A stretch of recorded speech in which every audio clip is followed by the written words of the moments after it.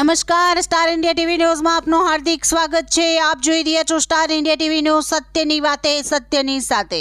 દાહોદ જિલ્લાના ફતેપુરા નગરમાં કરોડિયાપુર ગામે વોર્ડ 2 માં પીવાના પાણી અને બારે માસ કિચડતી ગ્રામજનો ત્રાહીમાં। આ બાબતે રજૂઆત કરતા કરોડિયાપુર ગ્રામ પંચાયતના ડેપ્યુટી સરપંચે અભદ્ર ભાષાનો ઉપયોગ કરી રજૂઆત કરનારને અપમાનિત કર્યા। તમે મને વોટ આપ્યા નથી એટલે તમને કંઈ જ સુવિધા મળશે નહીં તેવો ડેપ્યુટી સરપંચે જવાબ આપ્યો હોવાનો સ્થાનિકોએ કર્યો આક્ષેપ।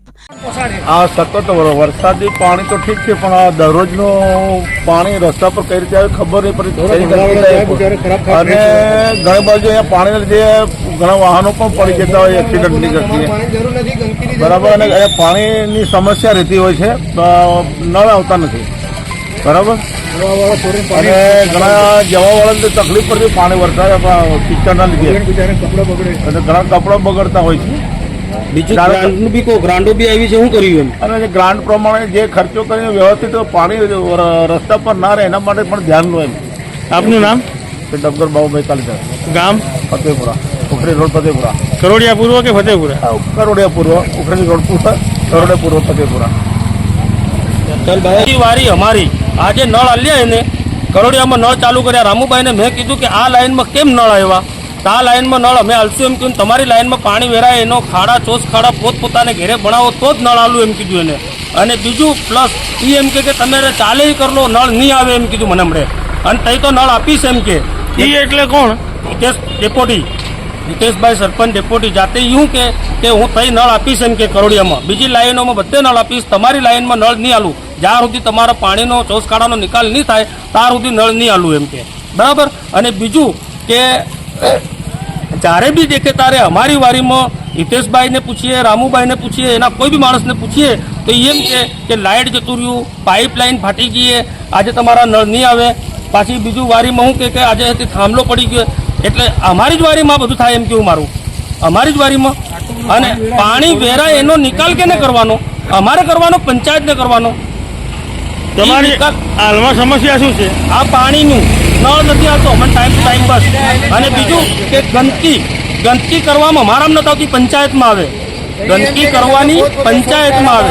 એને એમ કહેવા માંગે કે તમારા ઘર આગળ તમે ખાડો, માન લો કે હું મારા ઘર આગળ ખાડો બનાવું છું બરાબર, બીજો ખાડો બનાવવાનું થાય એ ના બનાવે એની જવાબદારી અમારે લેવાની કે ડેપ્યુટી હિતેશ સરપંચને જાતે હિતેશભાઈને જાતે હરૂબરૂ આવીને જાતે હરૂબરૂ એના ઘરથી ફળિયા વક્કલ જેને ઊભા રહીને જાતે કામ કરાવવું પડેગા।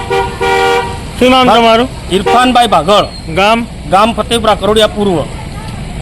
ફતેપુરા તાલુકાના કરોડિયાપુર ગામે વોર્ડ નંબર 2 માં કાયમી પીવાના પાણીની સમસ્યા અને બારે માસ કિચડતી આ ફળિયાના સ્થાનિકો ત્રાહિમામ પુકારી ઉઠ્યા છે, જેના પગલે ફળિયાના રહીશોએ આ બાબતે કરોડિયાપુર ગ્રામ પંચાયતના વોર્ડ નંબર 2 ના સભ્ય અને કરોડિયાપુર ગ્રામ પંચાયતના ડેપ્યુટી સરપંચ હિતેશ કલાલને રજૂઆત કરવાનું નક્કી કર્યું હતું।